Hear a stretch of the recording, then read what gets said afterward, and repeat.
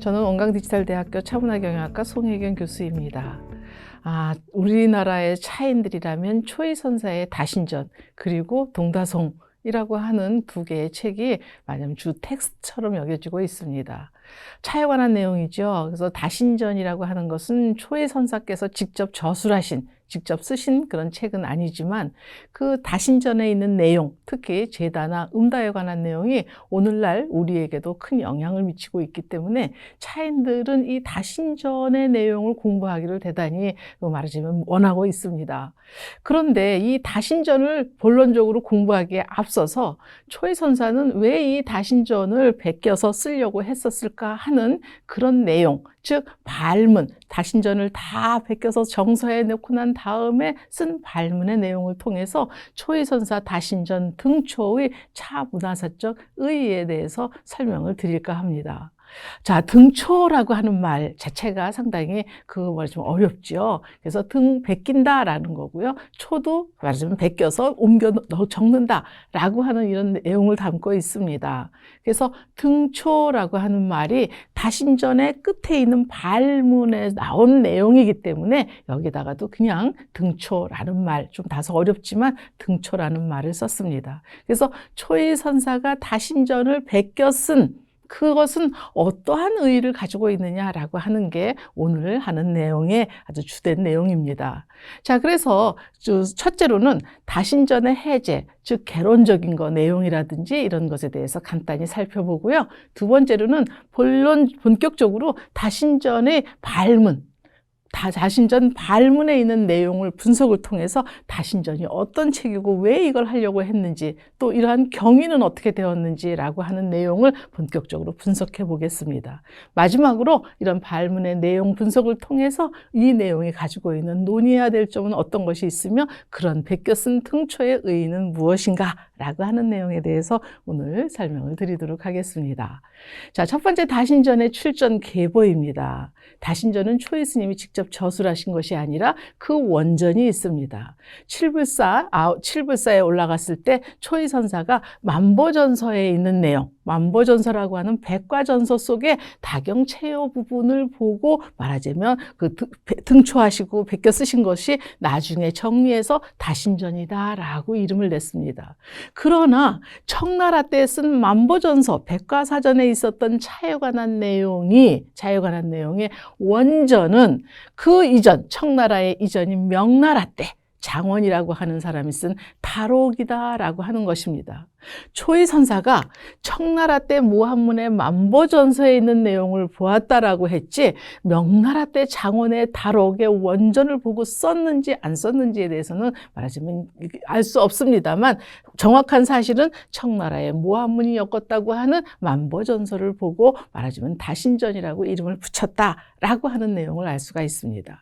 초이선사의 다신전, 동다송, 내용은 길지 않습니다. 그러나 그 다신전과 동다송이 여러 사람이 그 후 세대에서도 많은 사람들이 베껴 쓴 필사본이 많이 남아있다는 것입니다. 태평양 화학에서 다예관에서 소장하고 있는 다예관본이라든지 서고 윤치영이 썼다고 하는 서고본이라든지 송강사에서 소장하고 있는 이런 다양한 이런 어떤 그 동다송 필사본이 많다라고 하는 내용은 바로 무엇을 의미하느냐?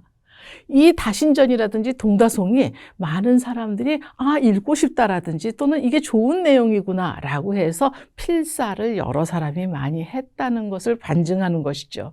그래서 그만큼 그 조선 후기에 차에 관한 다신전과 동다송이 여러 사람들 손에서 사찰이라든지 또는 문인들 사이에서 말하자면 필사하기를 즐겨 했던 책, 유명한 책이었다라고 하는 걸 알 수 있습니다.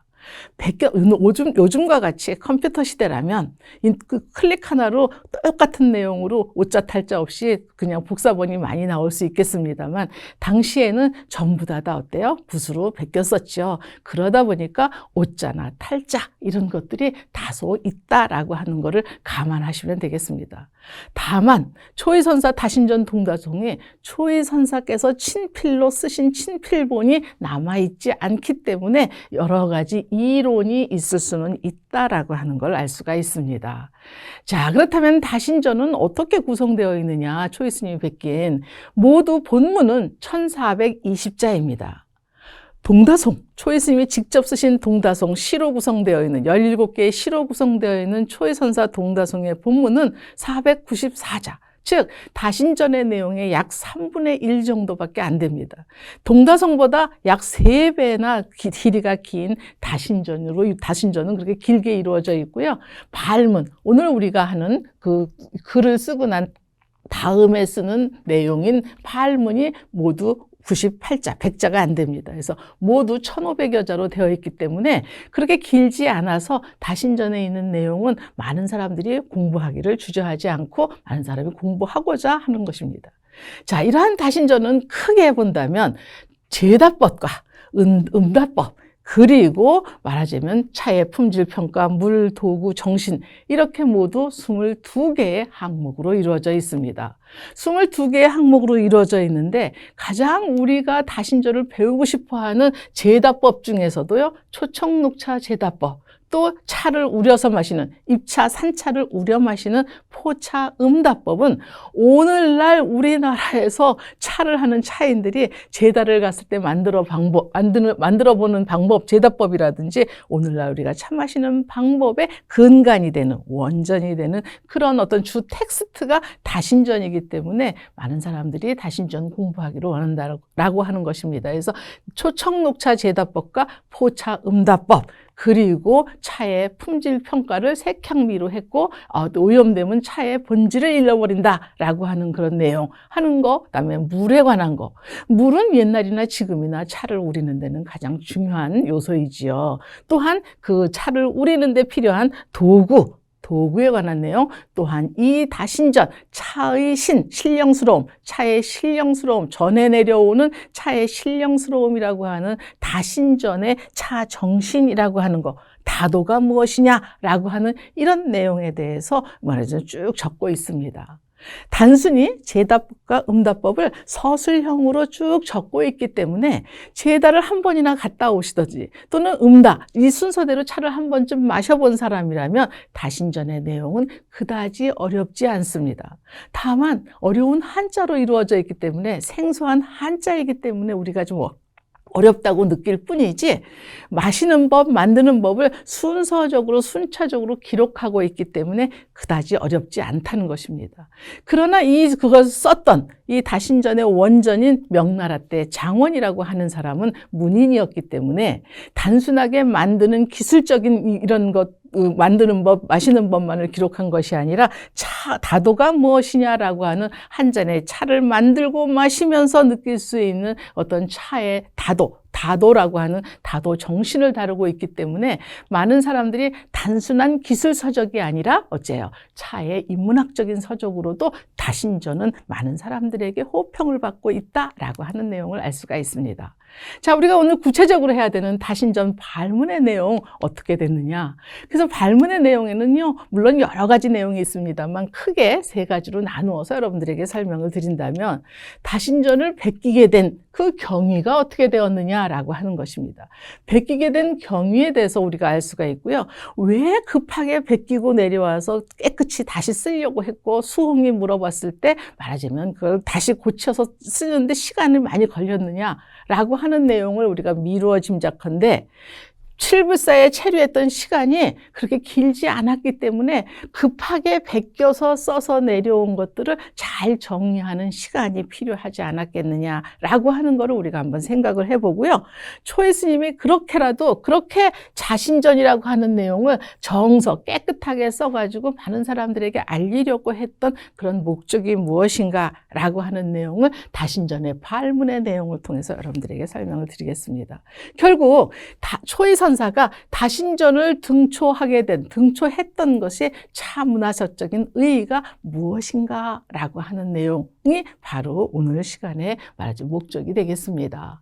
자, 그렇다면 다신전의 발문을 한번 살펴보겠습니다. 모두 98자, 백자가 안 되는 짧은 문장입니다. 그래서 그 짧은 문장을 하나하나 번호를 맞춰서 여러분들에게 이제 하나하나씩 소개를 해드리도록 하겠습니다.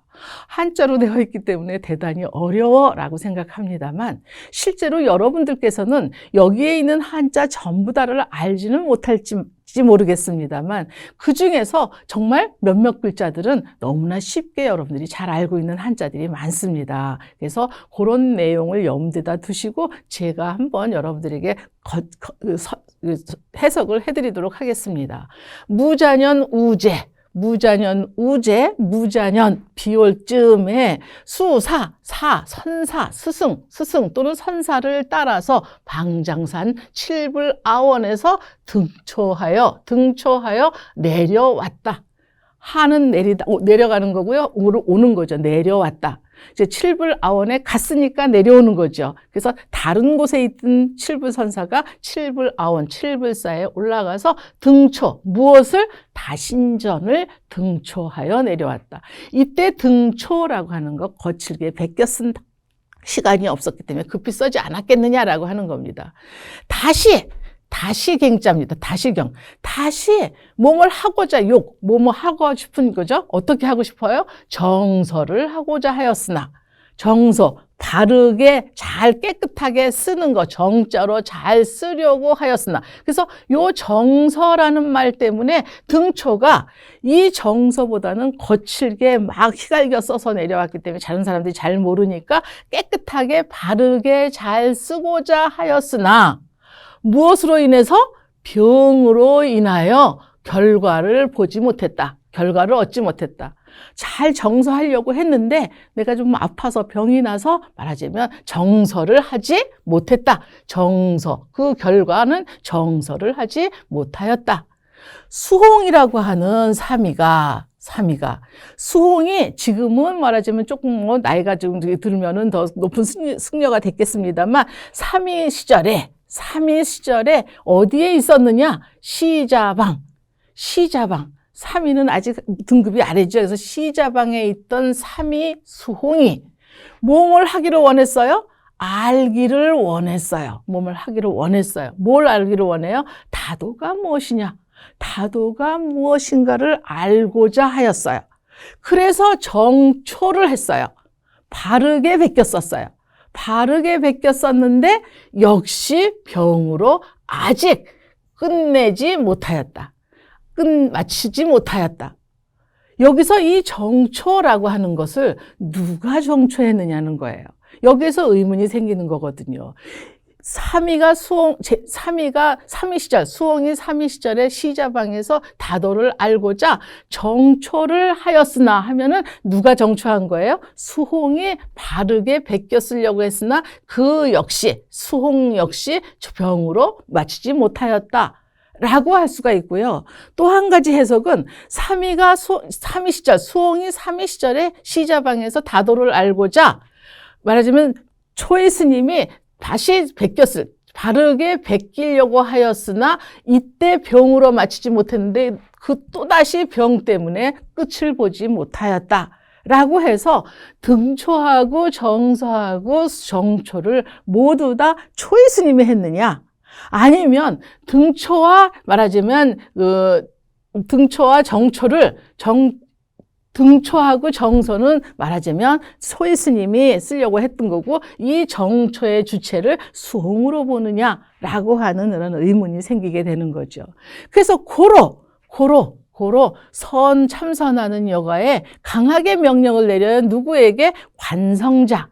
요 관성자는 관은 대롱 같은 거죠. 그래서 붓을 얘기해요. 옛날에 붓은 그 나무통에다가 털을 엮어가지고 하는 그 관성자에게 강하게 명령을 내렸다. 붓을 빨리빨리 강하게 명령을 내렸다니까 붓을 빨리 놀려서 마침내 뭐를 해요? 끝을 보았다. 끝을 이루었다. 시작이 있으면 끝이 있다. 유시유종. 시작이 있으면 끝이 있는데 그런 것이 어찌 누구만의 군자만의 것이겠느냐. 시작을 하면 끝이 있다라고 하는 논어에서 얘기하는 그런 그 군자가 행하는 도리는 시작을 하면 끝맺음을 해야 된다라고 하는 유교에서 얘기하는 군자만의 이야기겠느냐. 총림이라고 하는 것은 사찰인데 규모의 사찰입니다. 총림에는 혹 뭐가 있어요? 조주풍. 당나라 때의 조주선사가 끽다거 차나 한 잔 마시고 가라라고 하는, 그래서 차를 통해서, 다도를 통해서 어떤 해탈과 깨달음에 이른다라고 하는 조주풍이 있다는 거죠.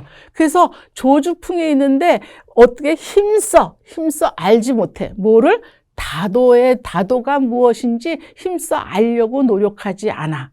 총림에도 조주풍이 있기는 한데, 총림에 있는 승려들이라든지 이런 사람들이 다 힘써 다도가 무엇인지를 알고자 하지 않기 때문에 누가? 초이선사가 베껴서 보여준다.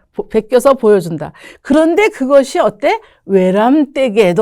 내가 외람되게도 이렇게 써서 초록을 해서 내가 베껴서 보여주는 겁니다. 라고 얘기합니다. 그래서 경인년 봄에 휴암병선, 쉬고 있죠. 암자에서 쉬고 있는데 어때요? 병이 나서 암자에서 쉬고 있으면서 참선하는 여가에 창밖에는 눈이 내려 있는데 날씨가 아직 춥고 병이 났기 때문에 화로를 껴안고 삼가 이글을 쓴다. 다신전 발문을 쓴다. 라고 하는 내용이 다신전에 있는 발문의 내용입니다. 다시 한번 해석해 보겠습니다. 무자년 비올즈음에 선사를 따라서 방장성 칠불아원에서 등초 거칠게 베껴서 내려왔다. 무엇을? 다신전을. 그래서 다시 정서 깨끗하게 베끼고자 하였으나 병으로 인하여 그 끝을 맺지 못하였다. 수홍이 삼위 시절에 어디에 있었느냐? 시자방에 있었어요. 시자방에 있던 수홍이 삼위 시절에 다도가 무엇인가 알고 싶어 해서 정초를 시켰으나 그 역시 병으로 마치지 못하였다. 고로 참선하는 여가에 강하게 명령을 내려, 누구에게? 부세에게 강하게 명령을 내려, 그러니까 이제 열심히 집필을 하여 마침내 끝을 이루었다라고 하는 거죠. 시작이 있다면 끝이 있는 것이 어찌 유교에서 말하는 군자만의 것이겠느냐?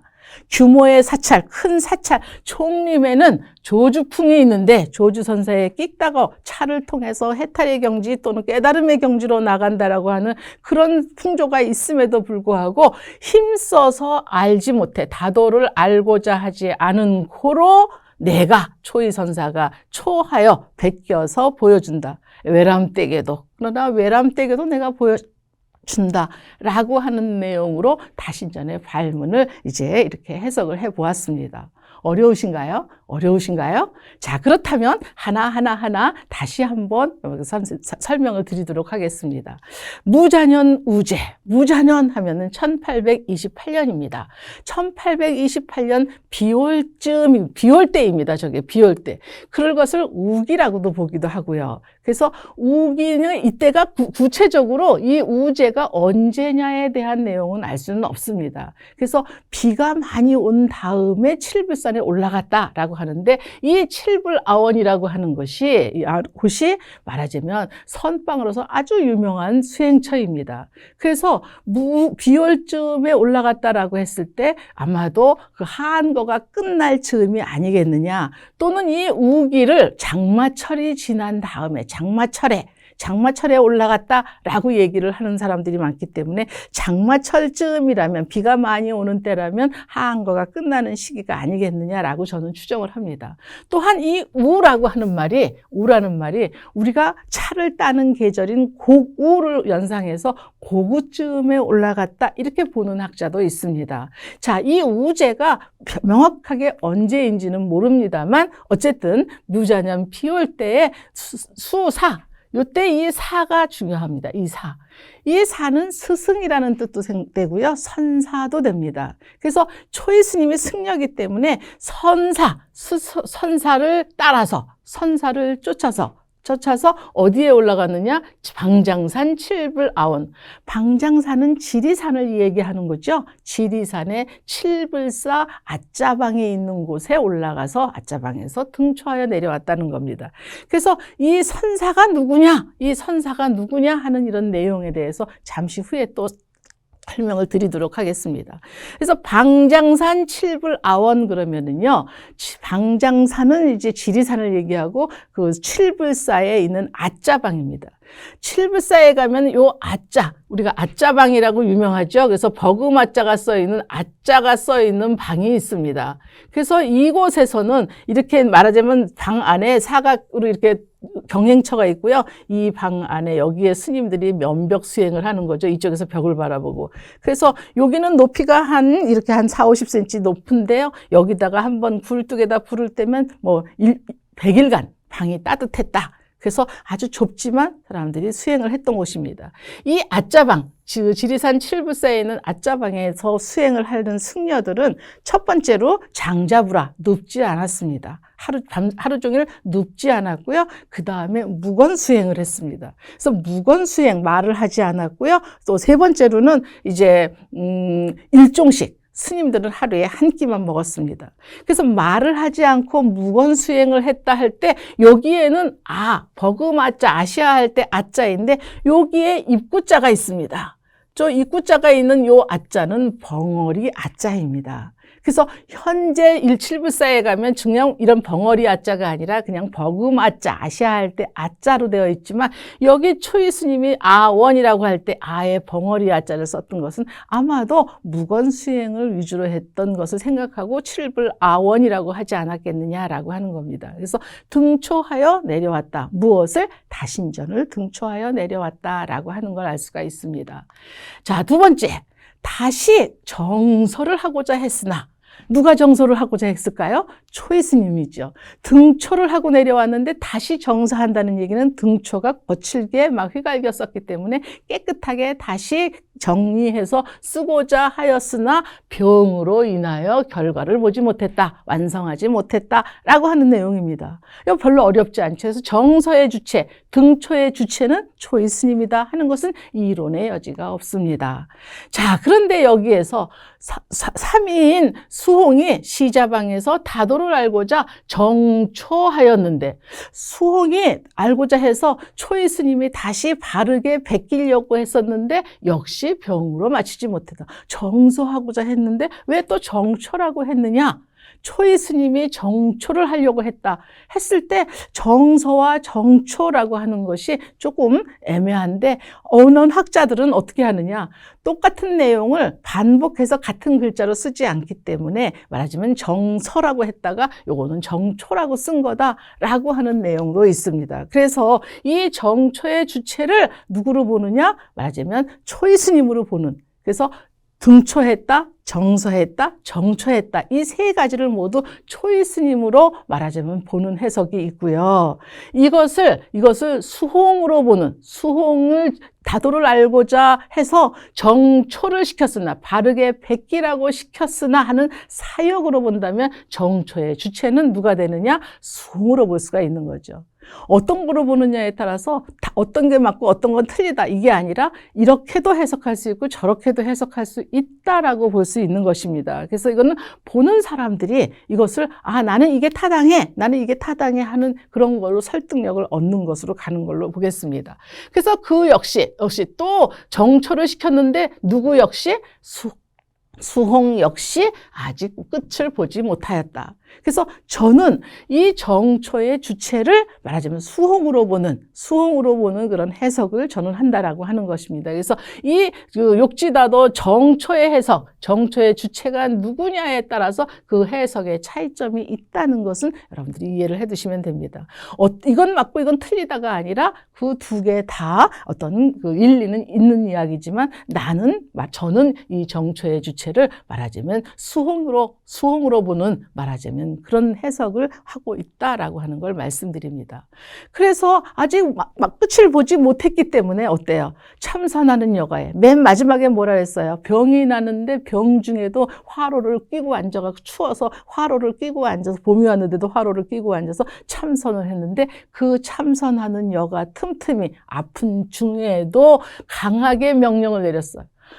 내가 오늘 아프니까 하지 말아야지, 쓰지 말아야지, 손에 힘이 없어. 이게 아니라 아프지만 어때? 강한 명령을 통해서 붓을 놀려가지고 마침내 완성했다. 뭐를? 다신전을 말하자면 완성한 거죠. 그래서 이 내용은 별로 어려운 내용이 아니고요.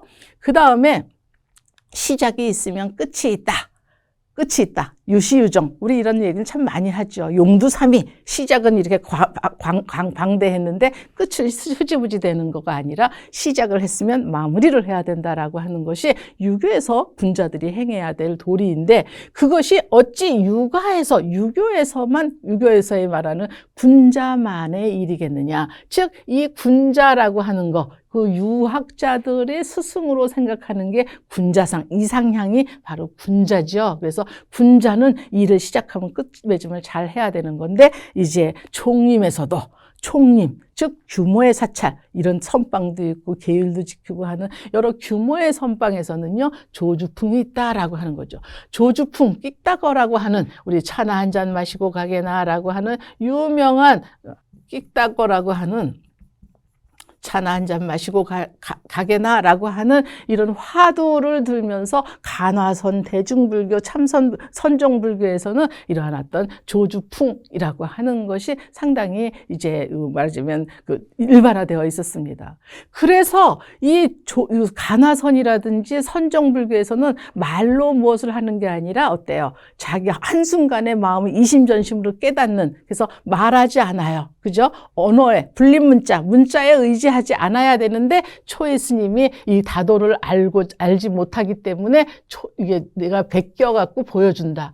그런데 외람되다. 이렇게 얘기했어요. 이 외람되다는 얘기는 바로 그 조주풍 또는 선종불교에서 문자로 해서 뭔가 깨달음을 얻는 게 아닌데도 불구하고 내가 글로 잘 정서해서 베껴서 사람들에게 읽히게 했다는 것이 어떤 이런 조주풍이라든지 선종불교에 위반되기 때문에 외람되다라는 표현을 쓰지 않았겠느냐라고 하는 겁니다. 물론 승려이기 때문에 좀 겸손과 겸허한 마음으로 이런 글을 썼다고도 볼 수 있겠지만 그때의 그 선종불교하고 연관시켜 본다면 그런 내용들과도 합치시킬 수 있을 것 같습니다. 그래서 경인 중춘년에 휴암병선, 암자에서 좀 휴가를 지내고 있는데 그때도 병중이었기 때문에 휴가를 가졌는데 참선을 하고 있고요. 밖에는 2월인 봄이 왔는데도 불구하고 창밖에는 눈이 있고 뜨거운 화로를 끼고 앉아 있으면서 삼가 말하자면 이 글을 썼습니다 하는 내용으로 발문의 내용을 분석해 보았습니다. 뭐 그렇게 어려운 것은 아닌 거라고 생각합니다. 그렇다면 이러한 그 초이 선사의 다신전 발문을 통해서 우리가 논의해야 될 것은 어떤 것이며 그러한 등초의 의의는 무엇인가 하는 거를 다시 한번 정리를 해본다면 초이 선사가 왜 등초를 하고 정서를 하고 정초를 하려고 했느냐 하는 그것은 왜 등초를 하고 나서 또 깨끗이 베껴 쓰려고 했느냐 했을 때 그 이유를 찾는다면 칠불사에서 체류했던 기간이 길었다면 거기서 깨끗하게 잘 정서해서 갖고 내려왔을 텐데 체류 시간이 짧았기 때문이 아니겠느냐라고 하는 걸 알 수가 있고요. 그때 그 선사, 누구의 부름을 받고 올라갔느냐라고 하는 선사는 누구인가라고 하는 게 궁금해지고요.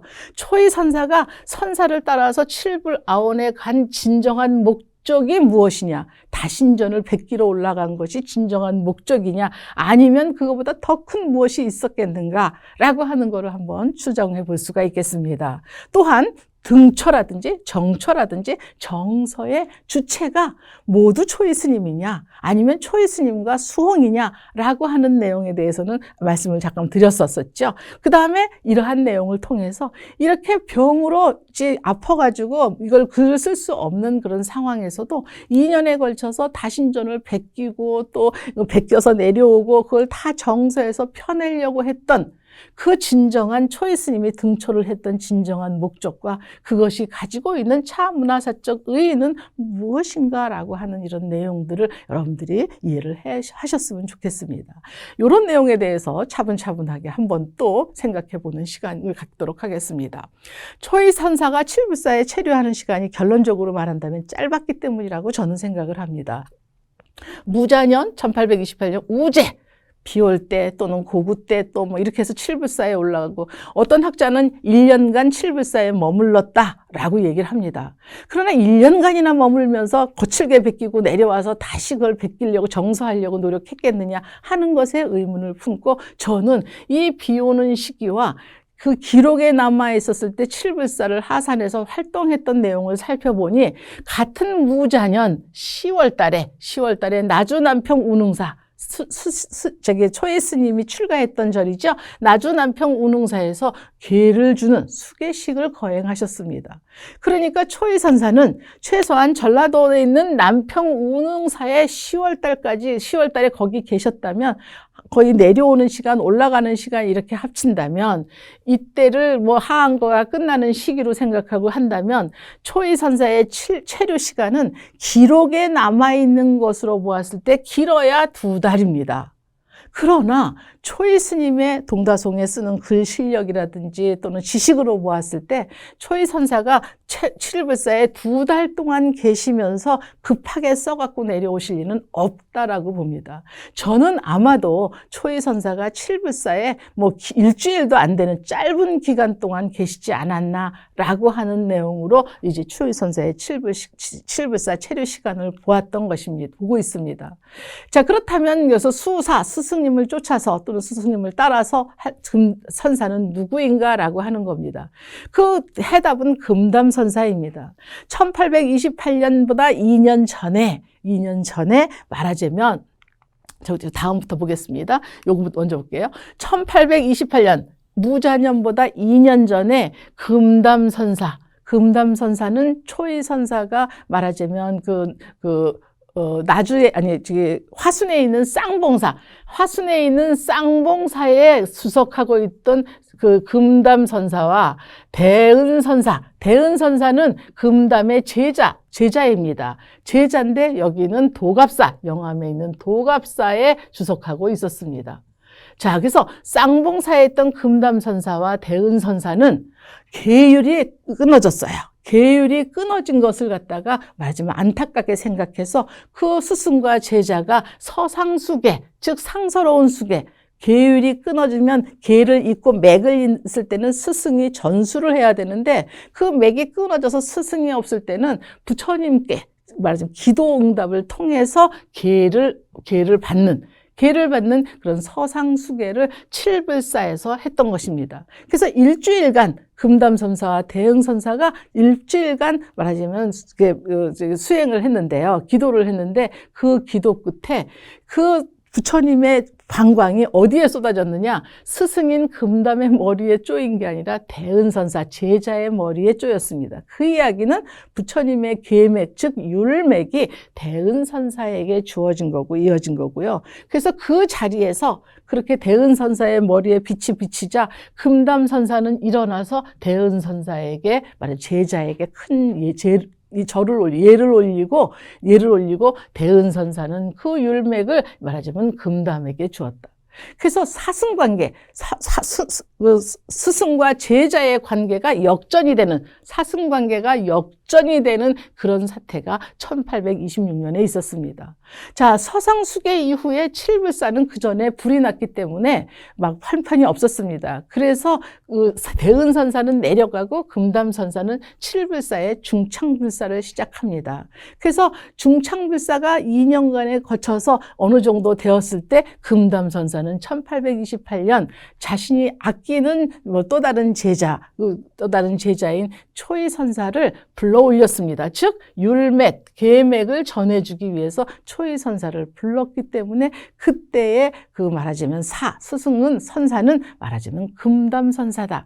그래서 율맥은 대은에서부터 금담, 초이, 범해로 이어졌다라고 하는 거고요. 그렇게 해서 원래는 초이선사가 말하자면 금담선사의 부름을 따라서 만약 올라갔던 거고 스승의 뜻은 바로 뭐냐? 스승의 뜻을 수행했는데 스승은 만보전서 베끼려고 불러 올린 것이 아니라 수계식을 율맥을 계맥을 전해주기 위해서 불러 올렸었고 그때 차를 좋아하는 초이슨 선사에게 그 중창불사를 통해서 정리했을 때 만보전서 안에 있는 차에 관한 내용이 있기 때문에 그 내용을 초이스님에게 보여주지 않았겠느냐. 봤더니 그동안에 우리가 만들어 보지도 않았던 말하자면 초청살청을 하는 듣보잡이죠. 듣도 보도 못했던 초청살청에 관한 내용들을 내용들을 기록하고 있는 책을 말하자면 급하니까 완전히 파악하기에는 시간이 너무 촉박해서 등초, 거칠게 베낄 수밖에 없었다라고 하는 내용으로 우리가 알 수가 있습니다. 그래서 초이선사가 칠브라운에 간 목적은 말하자면 그 다신전을 등초하러 간 것이 아니라 계를 받는 수계식에 참여했고 부수적으로 만보전서에 있던 차에 관한 내용을 급하게 등초했다라고 하는 걸로 우리가 알 수가 있습니다.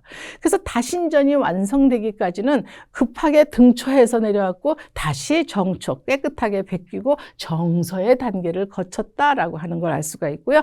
등초, 정초, 정서의 조초는 모두 초이선사로 보느냐 하는 것과 등초와 정소는 초이선사를 주체로 보고 정초는 삼위수홍이라고 보는 경우가 있는데 이 두 가지 해석이 다 틀리지는 않으나 저 개인적으로 문맥상 이 두 가지를 보는 정초의 주체를 수홍으로 보는 후자로 본다라고 하는 내용을 말씀드립니다.